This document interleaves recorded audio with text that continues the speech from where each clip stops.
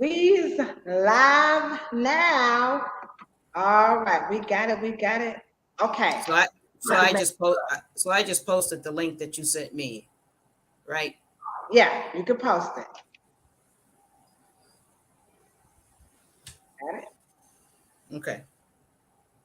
We in there like swimwear. What's up, y'all? I know y'all sees us. We's ready. We's ready. We's ready. We've got like a really good topic today. So you know who it is. It's me, the one and only Kilo. That's right. I'm in the house. I got my little Jin May ring on right here. I represent my little omnipotence of God. If you down with the Adinkra symbols, put the A in the chat. If you down with the Adinkra symbols, that's what's going on. That's what's going on.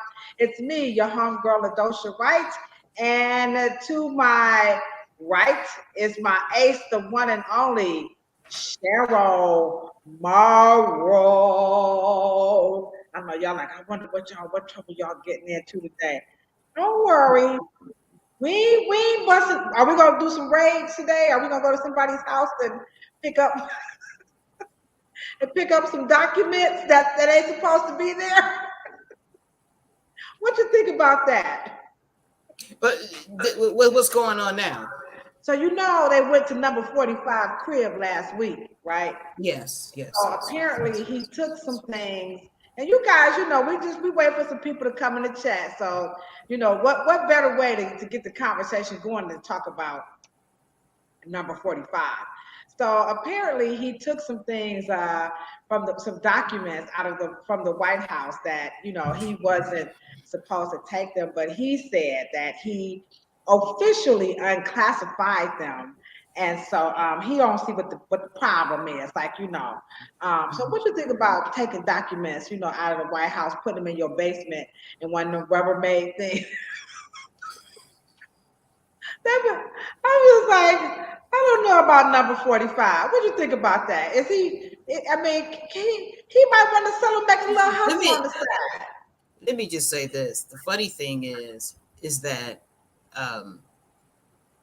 I remember Trump from Funk Master Flex in New York, and to imagine him being president and used to come on Funk Master Flex on Hot 95, I think it was Hot 97 in New York, while Wendy Williams was on WBLS, and Michael Baisden was on. I think they were on the same station. He came after her or before her, whatever. But the point of the matter is I just can't take him serious. And if Hillary did that, he would have been campaigning on that in Benghazi and this and that and this and that. He's just a big baby. He's just just a big baby. You know, what else can I say? I mean, I don't take him serious. I don't understand how he's able to do these things, and then people are like, well, we demand that the government unseal like why they went into his house. I'm like, do you know what trouble you have to do for the government to want to? Because first of all, they don't really care. So if the government is like coming into your house, dude, you know you done really did something wrong. Let's just be honest. Let's just be honest. He screwed up the Republican Party. It's no longer a serious party. It is a mess. I mean, no one, even, you know, who wanted to be a serious Republican, not a conservative, but a true Republican, which Black people started out after, you know, emancipation. But he's screwed it up. I mean, he's a nut job, and the Republican Party is full of they're nut jobs. So they probably just need to. I think that he initially really wanted to show the world that he could make a mockery out of the political system here. I mean, he really wanted to show that you can come into this country and you can do all types of cockamamie stuff, and if you're white, ain't nothing gonna happen to you. And I really think that's what he wanted to demonstrate. If you're white and male, if you're white and male, nothing's gonna happen. They put Martha. They put Martha Stewart in jail for doing the same thing that they do. True, true, So true. if you're white and male, you can do anything. They see themselves highly disadvantaged. So they do everything to put themselves in the best possible position with no obstacles, with every advantage, benefit, opportunity, and advantage that they possibly can. They've always done it. That's how they see the world, as they see the world as a very scarce, limited, um, deprived place. And if they don't have the lead and they're not in control, they see themselves as lacking. They don't see themselves. They don't see the world as free enterprise and free. They don't see it like that. They Yeah, I see it mean, if I'll everything was tell you free. what. I'll tell you what. This will be a good segue Mm-hmm. into our topic. Welcome. We got some people in the chat. We see you guys. What's up, Miss Howard? What's up, Stephania? We appreciate you guys so very much for joining us. This is going to be a really hot topic, very controversial one, but we need to have a discussion. This is actually the one that I've been waiting on the most. The moment you said that you would be willing to do this podcast with me, I said, if we don't talk about anything else, if we could just talk about this whole natural hair stylists don't need education, it's all good. But so here's a segue coming out of the number 45 situation. So the number 45 situation is very interesting in as much we know that on January 6th, they attempted to, overthrow the government. You know what I'm saying? And so the thing that really tripped me out about them, trying to overthrow this government was like they were showing like some footage, and they showed the night before. And the night before, and this is going back to your statement about the Republicans, how they just want this whole free enterprise thing. The night before, they showed some people, some white people on the lawn screaming 1776, 1776. And I was like, 1776? That's what. And they weren't even here. Wait a minute. And they weren't even here then. So, like, what was that about? That was about. That was about. Now, and the funny thing is, now, if life gets simpler as you go back in time, you have less things. So life was basically home, church, in the field, home, church. I mean, it wasn't a lot. Maybe there was no drinking. There was prohibition, Right. So what would we be going back to? Slavery. Okay. That was the economic engine that created every commerce industrial complex in the Western world. Okay. I don't think people really so understand what would we be going back to?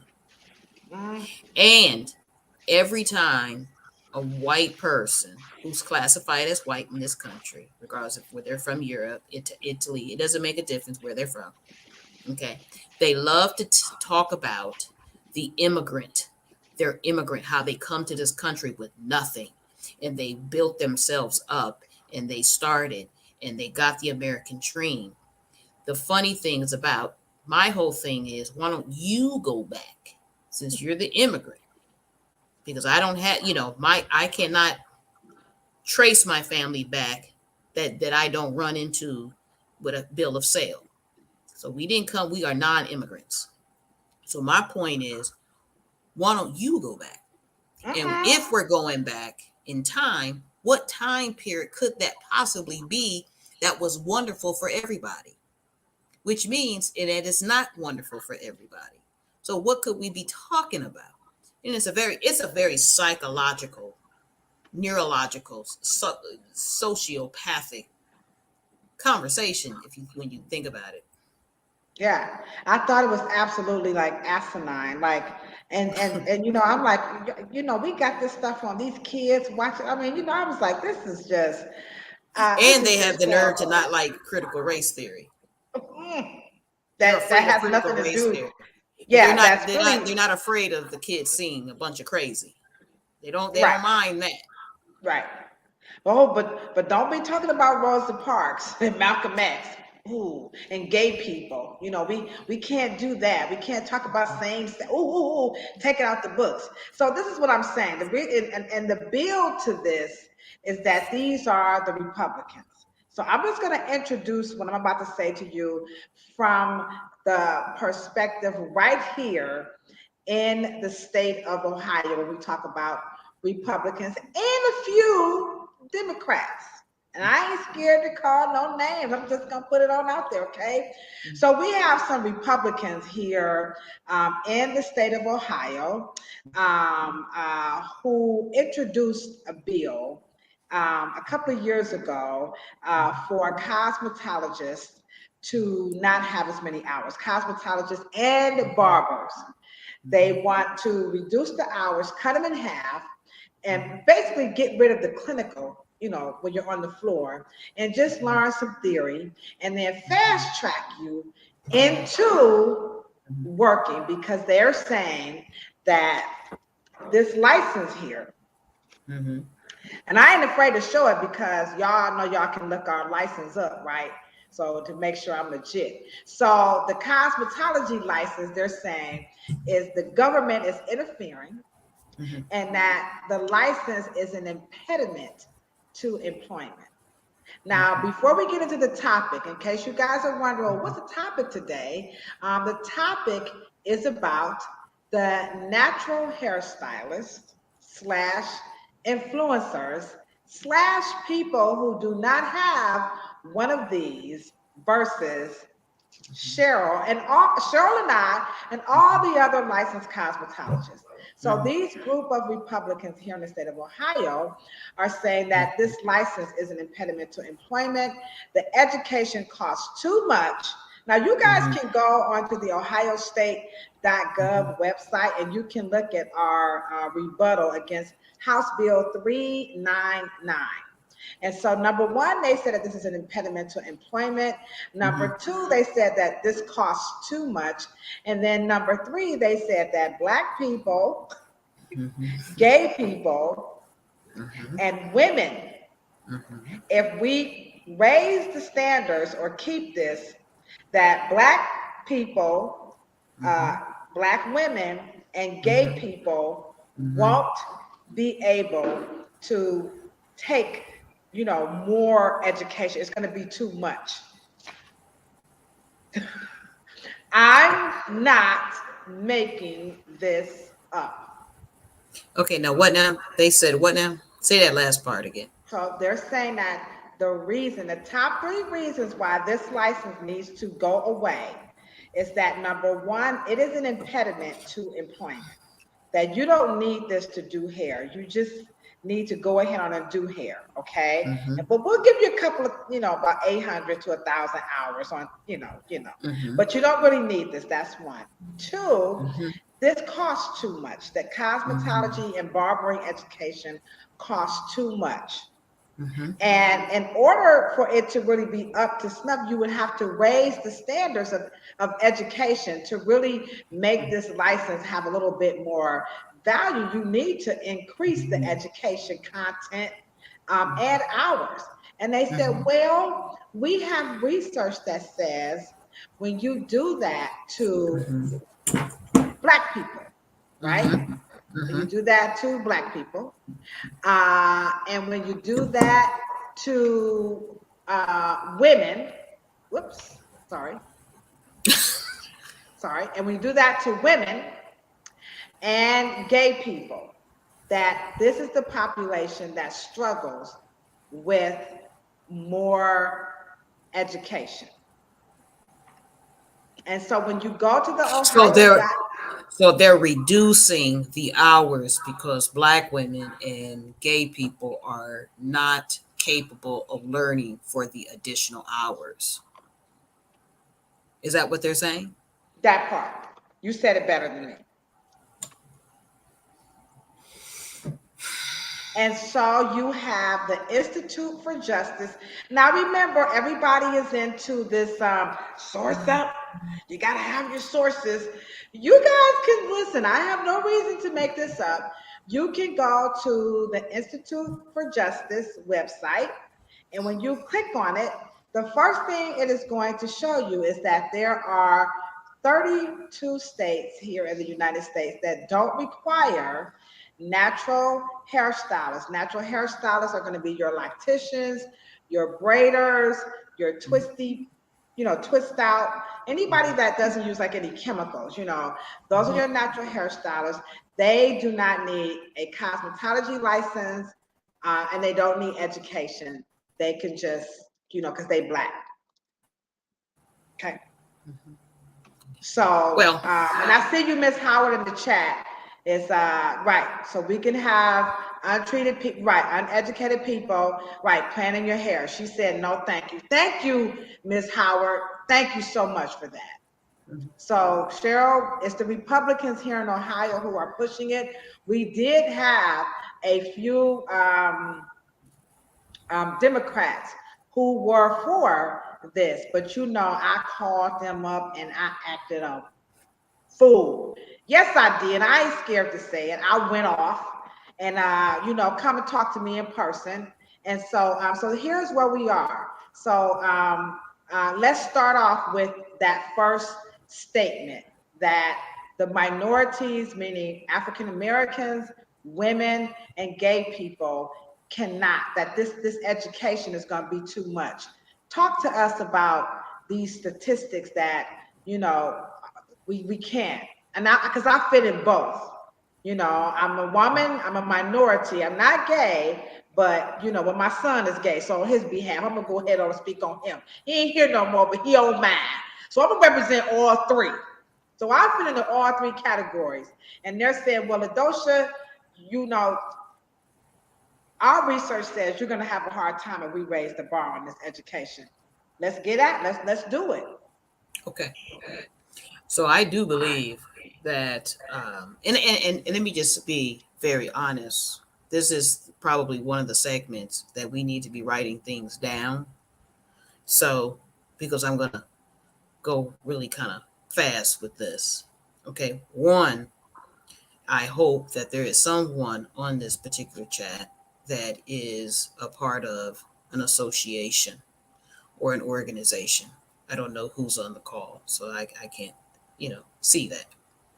But what I will say is that cosmetologists at this point, we are in, and I'm going to say it like the way it is, we are in 20 and 22, 2022 years. So we are 2000 plus 22 years. People say 2022 as if that's some number, but to really hit it, it is 2022 years plus since Y2K, and we are in a organizational crisis in terms of cosmetology. Okay, because one of the things that they don't mean gay white people. Okay, What? they're not talking about gay white people, gay men especially.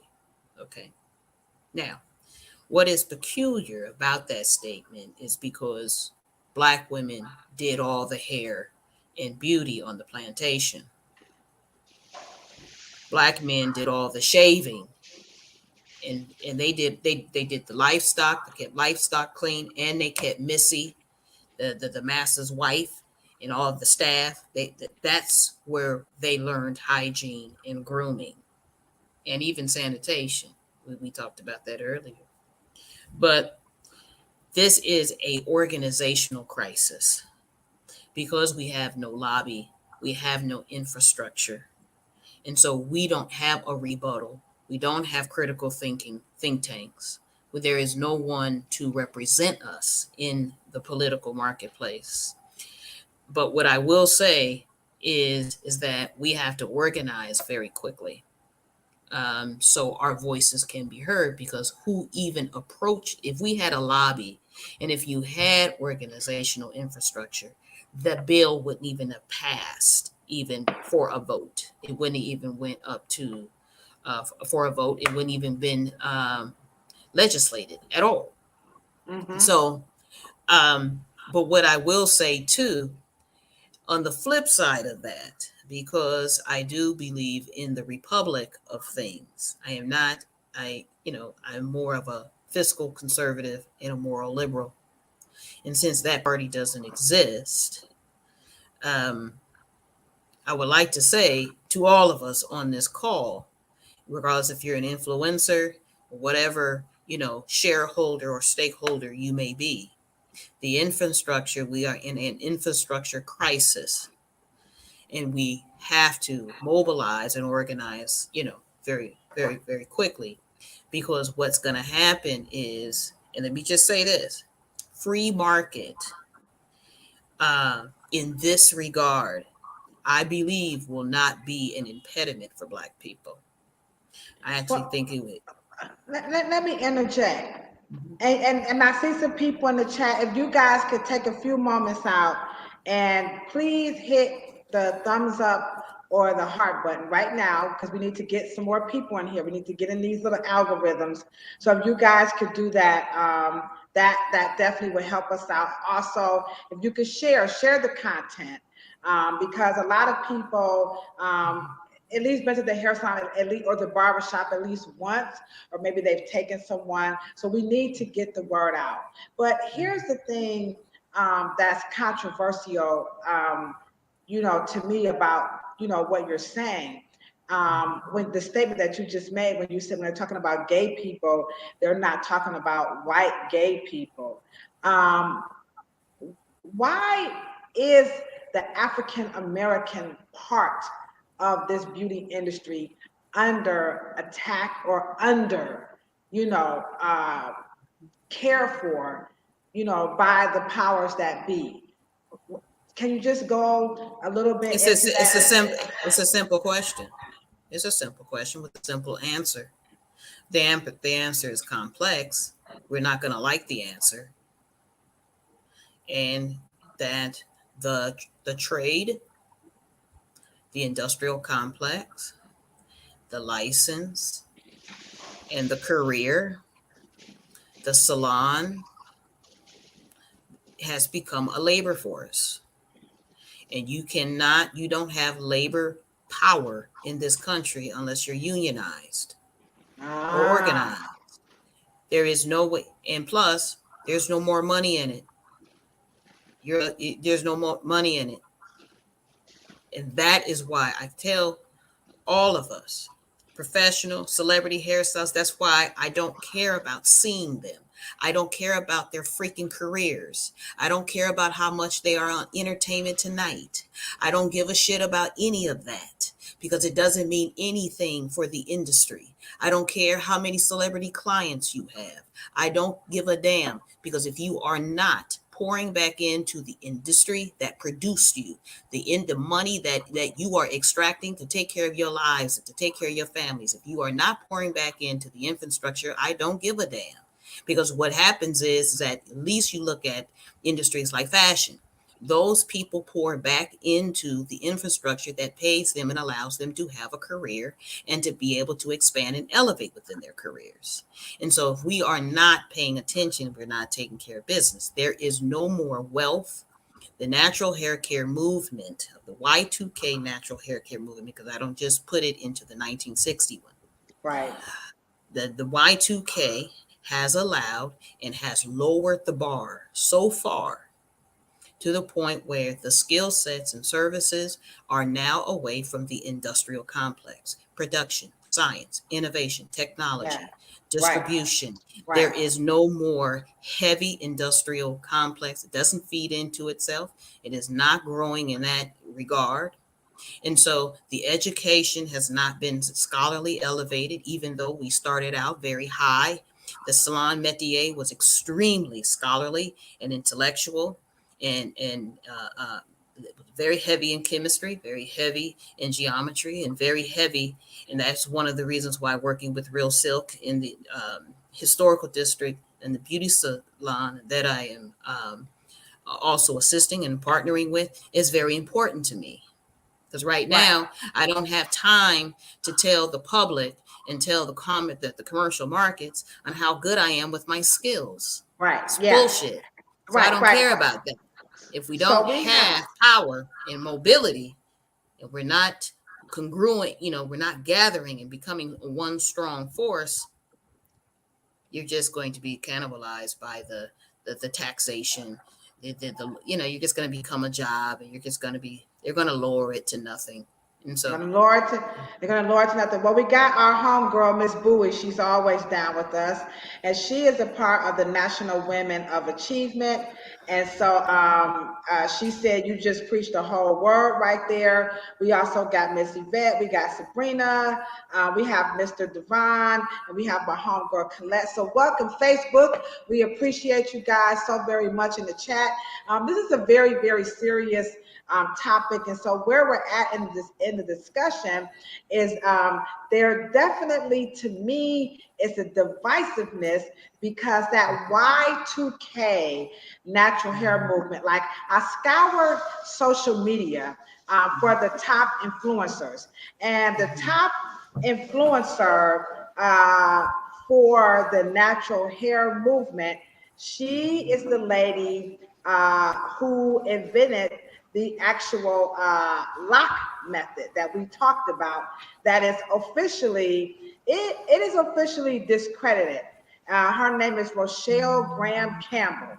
Now, this is no slander on her. I don't know if she has a licensed cosmetologist. I mean, a license in cosmetology. She didn't mention it.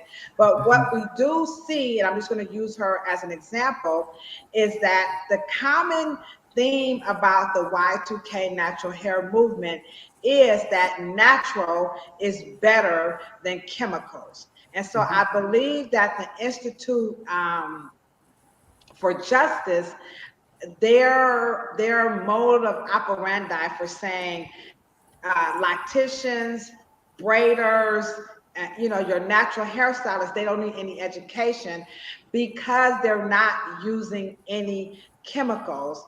And so these people are saying that their way is safer and better than those of us who have these who use chemicals. So there is the verses. So talk about that part. well, let's just say this. Let's make the difference between a cosmetologist and a natural hair care provider or practitioner or clinician. The difference is one, the influencer only deals with commerce influence. I hope you They're guys, by only the way, excuse me 1 second.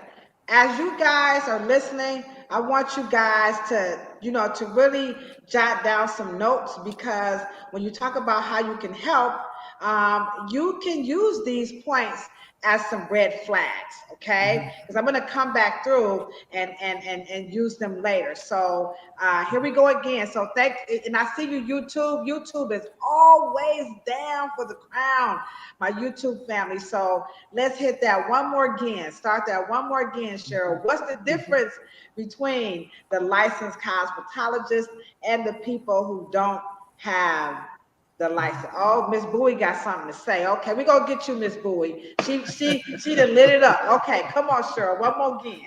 well, one of the distinctive qualities is that the cosmetology has a natural pipeline into and has the exposure and the ability to go into and use on the salon floor and within their salon business the information that is at their access. And more than that, in beauty school, you are interacting with very experienced cosmetologists. That's number one. Two, you're learning a multitude of different style techniques that is aching, that is connected to salon treatments. Okay.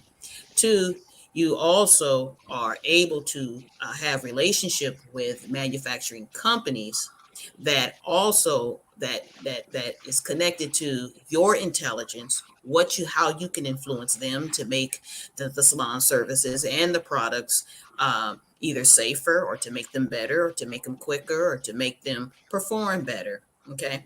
And so those are certain relationships that you develop. And you also learn people skills, customer service skills, marketing skills, and you also just you're learning things that that is scientific. You're learning things that are innovative and technical. You are learning about raw goods and chemicals, but everything's a chemical. You are also able to learn about pH and to learn cutting skills. There's just a whole plethora of things that influencers and natural hair care providers are just not. They're learning and they're winging it and they're learning it through what we call an artistic performance. But that artistic performance that they're learning, they have learned in their bedroom and bathroom. That it is not in a technical method or some type of performance that someone would actually pay you for, that you're doing as an occupation. Plus, it just does not grow industry. And so once we can create a very clear line of what those two things, those two careers do, influencers only deal with reviews, testimonial, and connections to consumer buying on the retail level. Right. Cosmetologists deal with wholesale level, and they're moving the commerce and the influencer would not have anything to influence on if it wasn't for the cosmetologist and for cosmetology.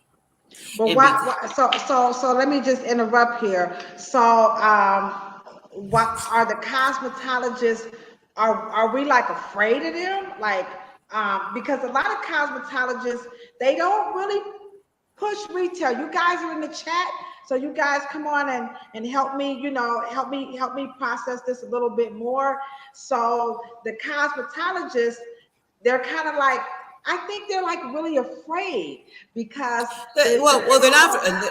I don't the think they're influencer afraid. has the influencers getting all of the attention. The Wait, influencers are getting yeah. all of the, The the deals. influencer doesn't do retail either because they don't sell.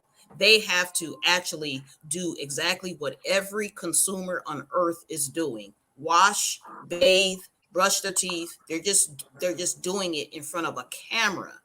Okay. It is not, I didn't really connect them to retail like that. But what I am saying is that and so you have to understand, if it wasn't for YouTube, which is technology people, and if it wasn't for Amazon, which is technology people, the influencer would not have a market to be able to funnel these things through and become someone, you know. And let me just be clear, an influencer is just what we call a very high end version of what they call word of mouth. These things have always existed. However, the word of mouth cannot happen if they don't come in the salon. And that's where the cosmetologist has not been able to compete, because if you don't come into the salon, they don't have word of mouth, or if they're not at church or they're not at any other networking function. But let me just say this: the influencer market also has an industry backing them. The cosmetologists, like I said again, we are in infrastructure crisis. The So, infrastructure is just not there. so to me, now I see you, Miss Bowie. She said that the natural hair movement has taken away from the revenue. She says that chemicals make money. This Well, is they what make she. they make money because they are been able to be in part of a service that is rendered, that the style that the consumer wants to pay the cosmetologist for. Then they come back 2 weeks and they do the same thing, or they get a touch up, or they get a retouch, or they get this, or a Tell treatment. her. So my point is that the just like the dry cleaning, it pays into the fashion industry, and the fashion industry pays into the dry cleaning. We are losing our partnerships within the professional industry complex. Some of those particular, we had too many gaps now, and those particular things are no longer there. So let's just say a chemical house such as Croda.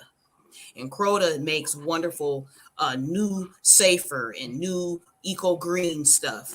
Well, Yes, now I they're like going Croda. straight. Well, they're going straight to the consumer now, and the consumer happens to be the influencer. So when you have these things and they're overgoing, the politician doesn't even ask cosmetologists what they think anymore before they go legislating on a stupid ass bill. They don't even ask you anymore. They just go straight to, the consumer body so they can get followers and eyeballs. They don't give it. They don't care on how it's functioning and how it's going to affect John Q. Citizen. They're just doing these quasi surveys, and then they're just, and since there is we're in infrastructure crisis, there is no check and balances. But let me just say this. Okay, so we got DNR Multimedia. That's Dean the filmmakers in the chat, and he said it's Y2K YouTube. It's the YouTube University because, and you can correct me if I'm wrong, but to me, you just don't see this in the white world. I'm not saying that, they don't have their issues, but we as licensed professionals, we have to deal with the backlash of the coconut oil. We Okay. have to deal with the backlash of the co-wash. We have to deal with the backlash. I mean, the lock. Every time a black hairstylist, when the trend changed. See, this is what happens when cosmetology doesn't create the trend and is not the purveyor of the trend, and let the street come into the salon and create the trend for them. Okay, because Oh, when you are talking about the locks of the 1990s and all the lock shops happened, those were cosmetologists. Those were people who had transferred and then learned how to do twist and learned how to do all these methods. Because the funny thing of how you do starter locks, if you weren't familiar with working with a rat tail comb, well, who deals with rat tail combs? That was people who already did relaxers with rat tail combs. So these were people who were already familiar with the trade and with the profession. Okay. So now, you don't naturally have a rat tail comb but what I'm saying is there is not a fine line here, people. There's not a fine line here. Cosmetology is a high art that was created from conception to 1900s all the way up until 1989. We may have lost it in the 90s. And let me just say this. I am for them lowering the admission and the tuition if you're going to lower the hours. okay, that's However, what Miss Bowie says. That she talks about right, the cost of education, and so it and is too expensive. It is yeah, too expensive. Now, yeah. but because we have an infrastructure crisis, we don't have an answer for the top billing of the continuing education, because that is where the new bonanza and the new billion-dollar industry is going to come out of. Period. So the new way is going to be in your continuing education. Continuing education needs to be a rival, because that's the only way that you're going to get the professional back into the driver's seat and in the back of the prestige of the industry. And at the end of the day, higher education is going to be what we call certification versus license. Right. You can have Right. your license, and so now, like doctors, they get through medical school, but they have to get their boards. The boards are not required, but the boards are also what looks good, because everybody wants to be what? They Board want to be certified. board certified, That's because right. you are able to say, I did this in front of Cheryl and Ladosha, and Cheryl and Ladosha are the best in the game. And now they come up with a board certified program, and they're making $50 million a year. Now I want to have their board certified certificate on my wall, because their board certification is the highest of the highest of the high. And it is hard to pass that, to get that piece of paper. So now when I get it on my wall, it is prestigious. Well, we don't have that. We are in infrastructure crisis. There is Oh, nothing there. oh, okay. Hold on. We got somebody in the chat. When I tell you they came through, listen, Miss Bowie, we're gonna have to give you a bootleg cosmetology license. So here's what she put in the chat in real time. Like, as Chill would say, don't cook it up, look it up. Here's what she wrote. She said, my lactician is licensed. You hear what I'm saying? Her lactician is licensed and well educated. She's told her about us, and she's very instrumental, and she wants us to meet her licensed cosmetologist. See what I'm talking about, guys? This is the influence that we need to have right here on this platform live. We know for a fact, we talked about this last week. We said, what is the difference between a natural hairstyle and a hairstyle? We ain't new to this, y'all. We're true to this. But there is that gap that Cheryl is talking about, that we as African American and the overall beauty industry as well, because it's so segregated. Mhm. The industry is so segregated because it's like, oh, this issue, why would you say that people who twist, braid, lock do not need any education, but people who color and, Well, let me give you a good point. Let me give you a good point. Everybody in this industry loves to go down a scheme, okay? And I don't mean that it's a Ponzi scheme, but it's close to it. And it's called a home certified self appointed trichologist and hair expert on conditions and disorders. Okay. So, because they know that they have a couple of, definitions and glossaries, and they know something under their belt, what is the number one cause of traction alopecia? Okay. tugging. Now, tugging and pulling is what? A physical, practical act, right? And so, in terms of, if you do not understand the anatomy of the scalp, if you do not understand the stages of the scalp, and I'm not talking about in definition, I am talking about different scalp anatomy. If you do not understand that, then what you're going to be doing is you're going to be doing artistic hairstyles that are akin to African culture, and you're going to be doing it improperly. Because one of the things that we have to understand before you can become a natural hair care stylist or even natural hair care clinician or whatever you call yourself, you must understand scalp anatomy, and you must understand what we call afro metamorphosis. Afro metamorphosis is a real thing because we are the only people on the planet whose hair changes 3 times. It is actually a physical change, and it's systemic. It is not. It is physical. It is not just a practical thing that all of a sudden you're 2 and 3 and 5 and 6 and 8 and 15. The hair, your scalp goes through a metamorphic change, 3 phases. Okay, you have vellus hair, then you have another type of terminal hair, and then you have real adult terminal hair by the time you're 13 to 14 years old. And if you don't understand those phases, then why are you even braiding, twisting, or whatever the case may be? And I'm not saying that it has to happen through beauty school to pay some white, beauty school chain that's just borrowing the information and misappropriating it Right. and then reselling it back to you. I'm not saying that. What I am saying is this is an opportunity for Afro cosmetology to step in the higher learning.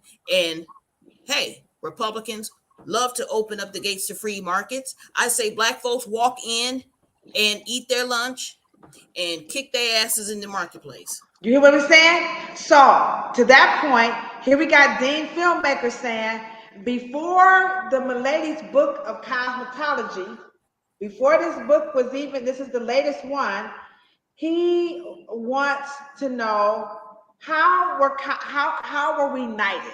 How were we? How did people before cosmetology? What took place? Okay, cosmetology happened because of barbering. Now, I want you guys to pay attention to something. Europeans did not know. In fact, there's a book, and I want you guys to read it. In fact, there's a video, and I know this scholar very well. His name is Jeffrey Jones out of Harvard.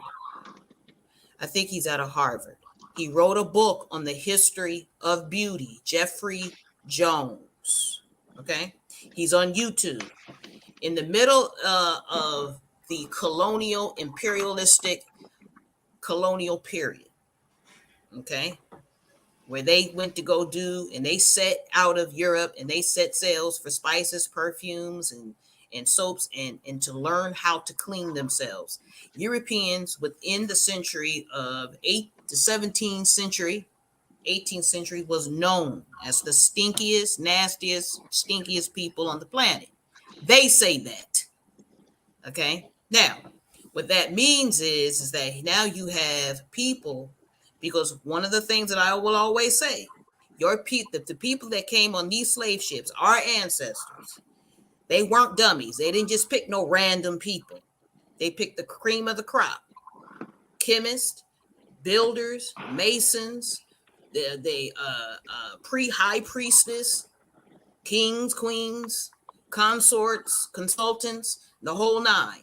My point is that Black men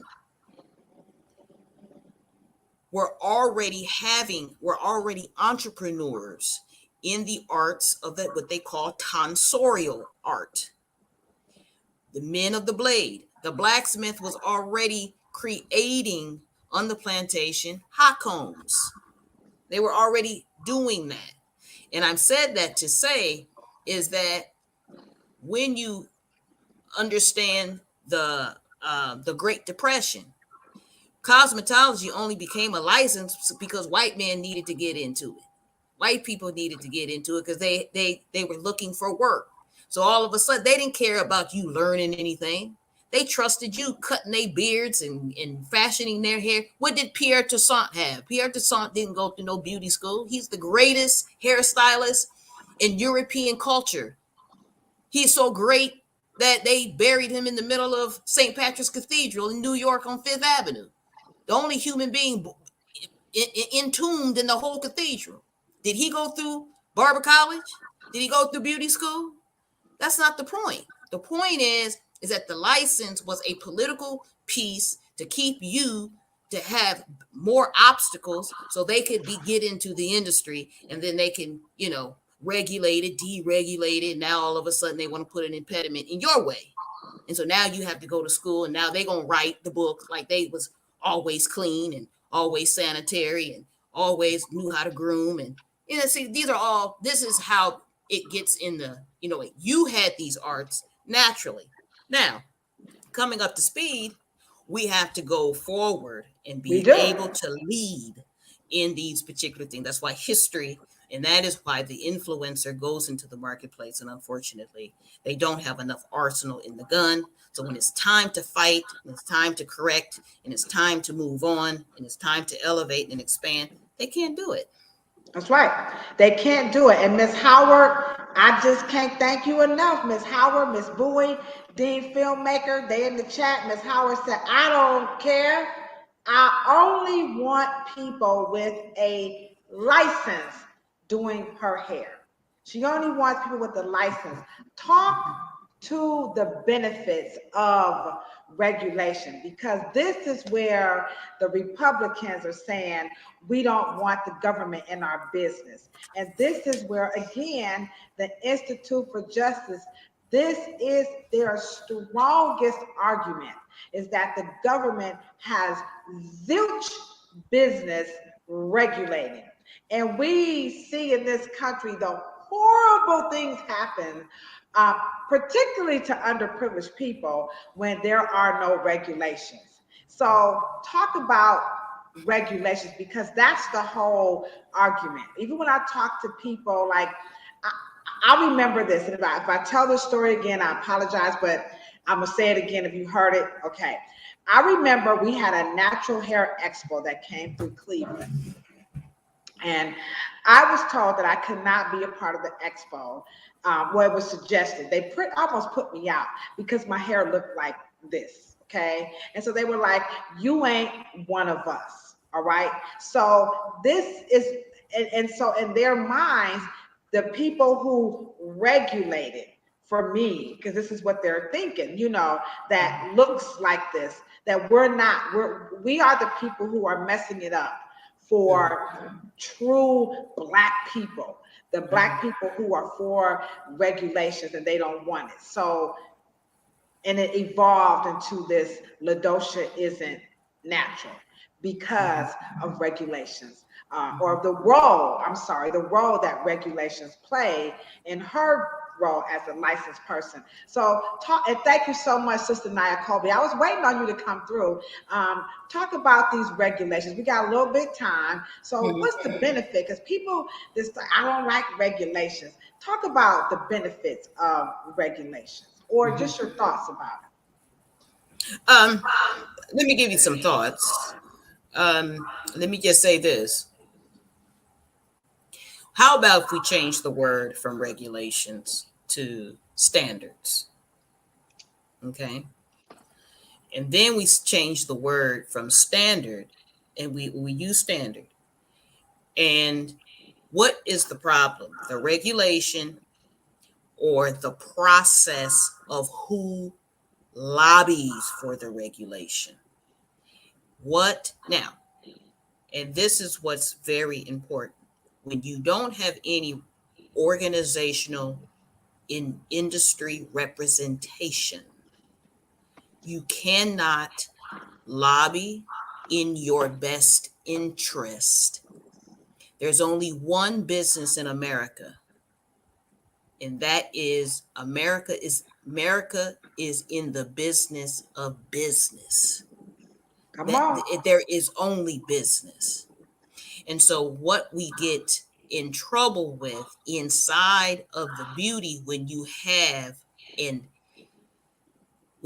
a force, okay, when you have a force such as the natural hair movement, when you have that kind of force, they don't even know what they're arguing for. No. Is their argument against cosmetology, or is their argument against culture? Is their argument against racism, discrimination?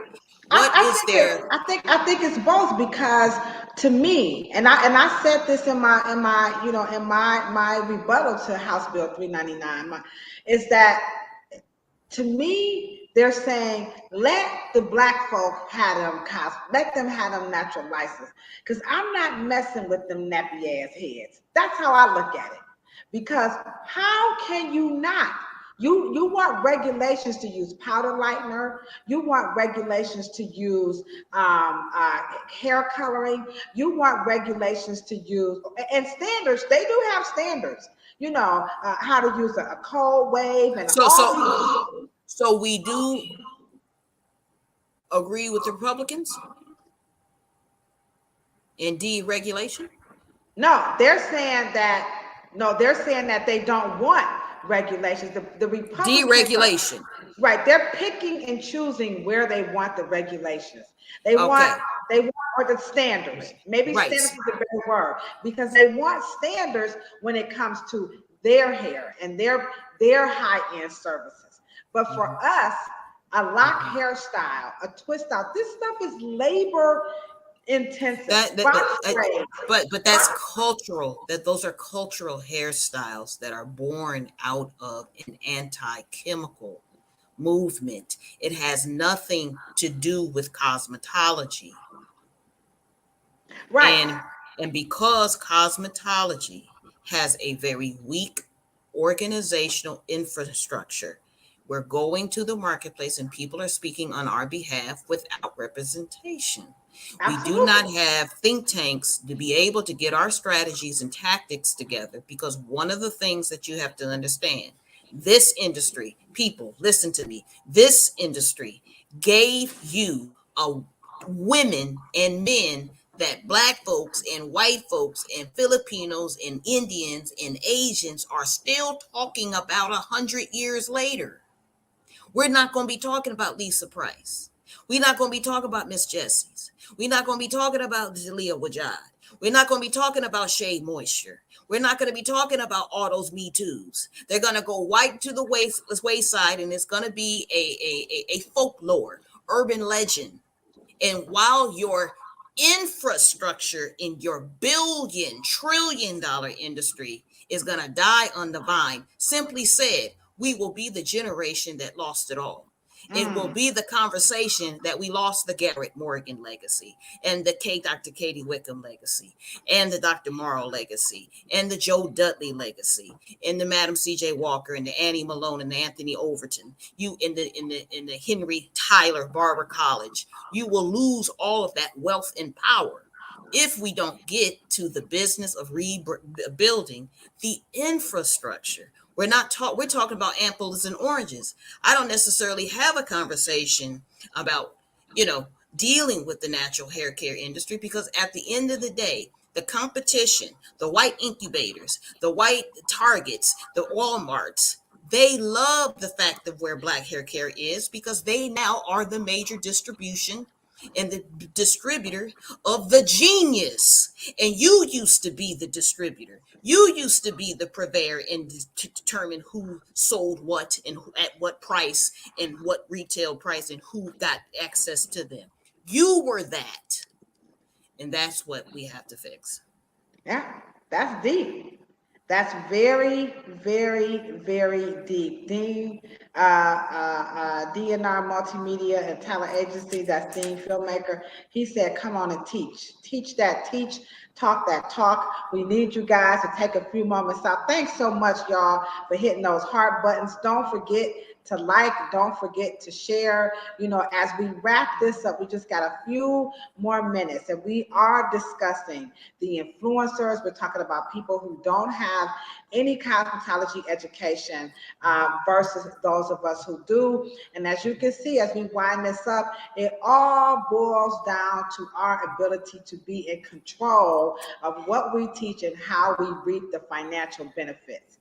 And we see this because when you go into Target and you go into the what do you call those, the Walmarts, you see what the natural hair aisles look like. That money does not funnel back into and they don't partner with cosmetologists.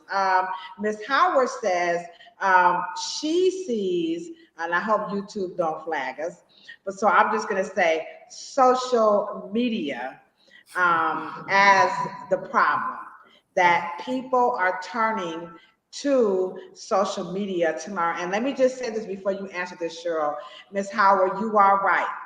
Because one of the arguments, particularly when it came to styling natural hair, is that they were saying that another reason to justify lowering those hours is that, hey, Black folks on YouTube learning from each other, so we don't need to do that. The reason why they don't want to change the cost of the education is because the quality of the education is coming in the theory, Cheryl. So that's why they're saying that they don't want to lower the standards. So Ms. Howard is saying that people are on social media getting all this information. Southern Girls, welcome back.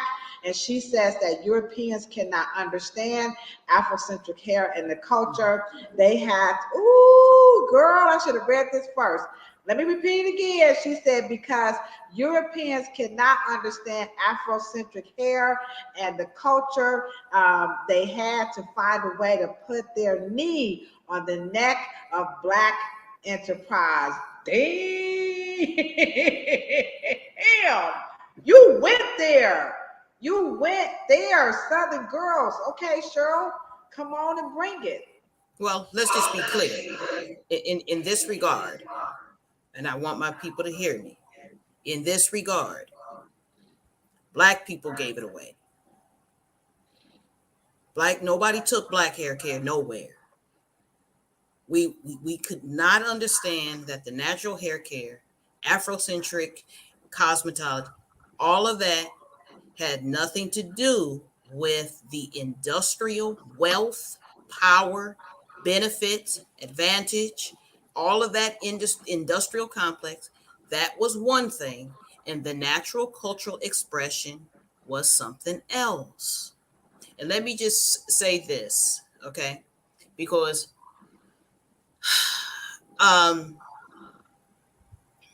what if, and I'm going to ask you guys, and I want you guys to, and this is why one of the only reasons why I believe in the license. What if the trend changes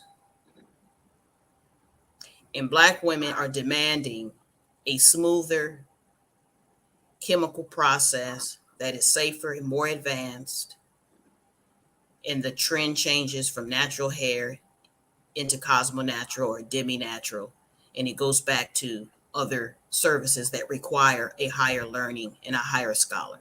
Now, what if that happens? Because it's going to happen. It's happening now.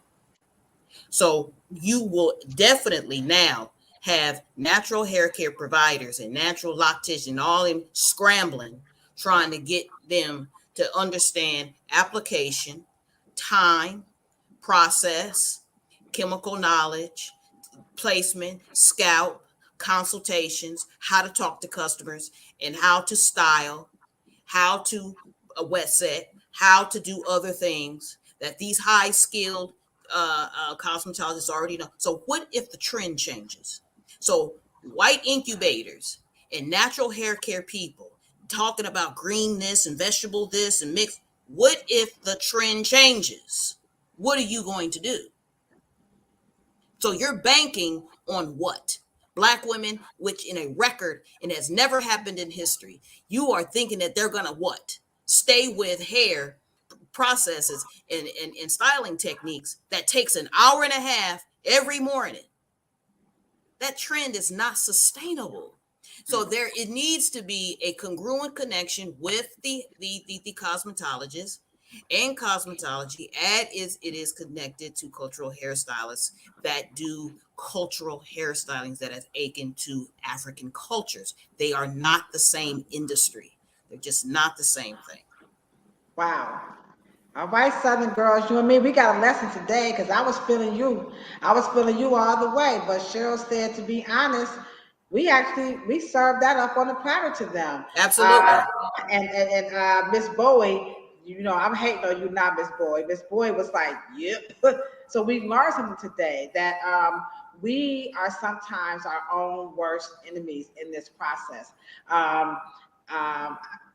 I've made it no big secret as we close this out that I have my reservations about the natural hair movement, though I would not have been able to articulate it as well as Cheryl just did. But at the end of the day, we do see, actually in our salon, as far as I'm concerned, the relaxers never went away.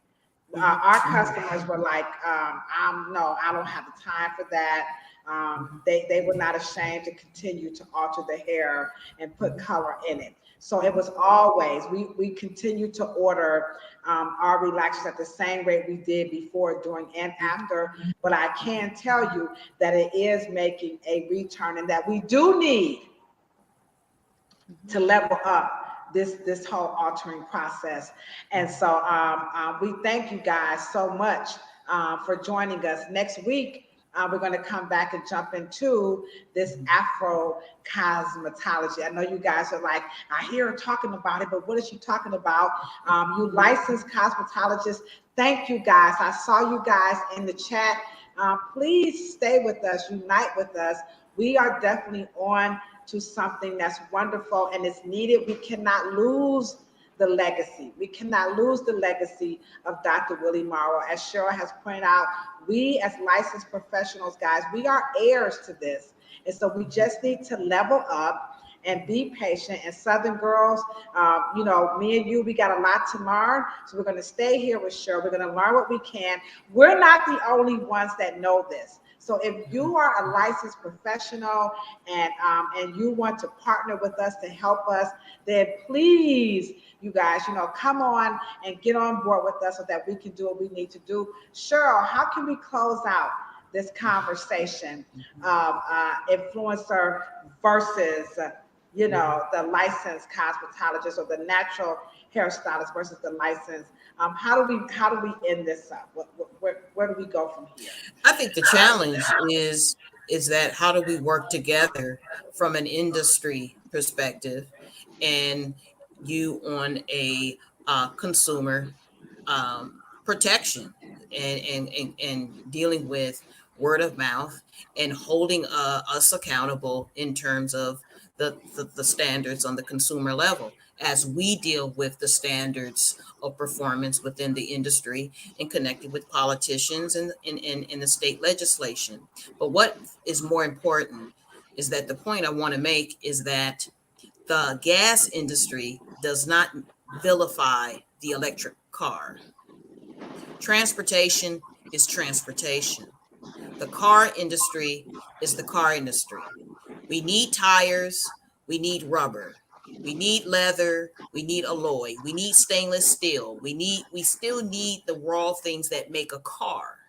How the car gets there, you like electric, some like gas. And I say to myself, I'll do electric when I can get an electric plug and plug it up and it can go more than 160 miles before I Okay. need to plug. I mean, so every industry needs improvement. And I am determined and committed to also take relaxer technology. We that California Green with the thermal triactamine formulation, which is an organic process to elongate curl patterns and to do hair straightening safer. We also are bringing back the body wave. All of these things need improving. We're smart enough. We're chemical geniuses. We're good engineers. We're great mathematicians. We can and we're authors and experts. We can write our own textbooks, and the opportunity is presenting itself there. And I think that All we can right. just join together. So we have Dr. Lawana that's coming through the chat. We're going to bring her through right quick. Let me add her in. Okay. Well, we don't have her face, but she's coming through. Oh Dr. my goodness. Lawana, are you with us? I am. Every time I fall for this, you paste the link somewhere, and I follow the link, and then somehow I end up in the conversation. Well, you're Dr. Lawana. That's different. So we sorry, Dr. Lawana, but since you came through and we wrapping it up, can you share with us a little bit about who you are? And talk about AfroCon. Okay, so I'm Dr. Lawana Richmond. I'm an Afrofuturist. I produce events that center Afrofuturism. And I think as we're talking about, the hair stuff, it's definitely a part of it because so much of who we are and how we perceive ourselves is wrapped in our hair. Last month, I produced Afrofuturism Lounge, the 5th annual Afrofuturism Lounge during San Diego Comic-Con, where Dr. Cheryl was one of my panelists.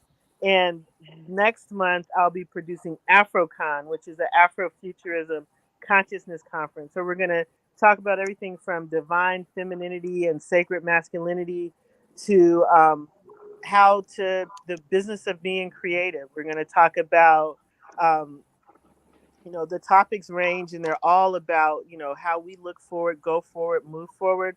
My keynote speaker on Saturday is Mr. Max Moses, a world-renowned muralist and an artist who is just like one of the most beautiful human beings on the planet, just in terms of being forward-thinking and understanding the power of the spoken word, the written word, and images in terms of helping people to be uplifted and manifest in a positive direction. We're going to close out with a performance by Khalil Nash. And somewhere in there, that Saturday night, we're actually going to premiere a science fiction fantasy film that was shot in Zambia. And we'll have the filmmaker on hand to talk about the making of the film and what he was thinking, because he also wrote it. And So people are in the chat how can we, those of us who haven't moved to San Diego yet, I They like want the to know. yak. They're in the chat, like, hurry up. How can we? How do we become a part of this? How can we take part in this? So part of it, some of it's going to be recorded. I'm actually, and I haven't told Cheryl this yet, so I'm looking at her face. Although she may have heard, because I realize I don't get to keep secrets much. Once you tell one person, I'm Right. filming a documentary about Afrofuturism and the making of these events. So there'll be a lot of filming that'll be happening at AfroCon, and so that content is going to be captured there. Good So for is you. any of Good this for us. online? Is any of this online? So I'm looking for at least 2 dedicated tech people. And if I can get that commitment, then I'll do a hybrid. Last year, I made every effort to be hybrid, and I was the tech person, and that doesn't work. You can't produce the event and tech the Zooms. And then this year at the Afrofuturism Lounge, we actually did stream one of the panels, and again, having things happen at 3 different locations, I can't produce and be the tech person for Zoom. And Okay. so, if I am successful in recruiting the assistants that I need in order to move forward, then I'll stream, and it'll be available on the Black Speculative Arts Movement YouTube channel as well as on Facebook. All right, so we need a tech person for the Afrofuturism in San Diego, California, because I'm not there. And so we do have people who are in the chat. We are thirsty. So if you are that person, please reach out to Dr. Lawana, because we thirsty out here in these YouTube streets and in these Facebook hoods. So we need to get some of that Afrofuturism. Is there any last comments that you want to share with us before we go out, Dr. Lawana? Yeah, just everything that you want to know about how to find me, find the event, what's happening. You can find it at afrocon.net. Afrocon. I'm just putting that in the chat. Afrocon .net. dot net. All right, guys. So Yeah, here we and go. .com is being squatted on. So when I can afford to buy it, I will. But they want a lot more money than I'm ready to invest in a web domain name. And you I hear guys you. give up the Afrocon. Stop holding on to these names and stuff, and let us be able to do what we need to do. Okay. So we got it in the chat. We got www.afrocon.com. Cheryl gave No, us some .net, numbers. .net, I'm .net. sorry, .net. .net. Hold on. That's why we got to repeat it back. I have blonde in my hair. What's your excuse? I have Okay. blonde in my hair too. Afrocon.net. All right, well, we will fix that up right quick. So there you guys have it. We're going to be back next week, and we're going to be discussing Afro cosmetology. So if you are a licensed cosmetologist, or you are an aspiring one, maybe you're a student, this one is going to be just for you. We thank you guys. Thank you so much, Dr. Lawana. We appreciate you for coming in on an impromptu notice. Like you said, I'm going to try to do that, but we appreciate you very much. Cheryl, you know how much I love you. And you guys know what we say when we're always signing out, right? We're always talking about a whole lot of peace, a whole lot of love, and most certainly a whole lot of hair. But check this out. If you ain't got no hair, don't want no hair, can't stand hair, can't grow no hair, hell, you plan on cutting it off in 2022. Charlotte and I, we said, don't even worry about it. Just rub your bald head and your bald patches and all that. We don't care, because all that's beautiful too, and so are you. Deuces. Peace.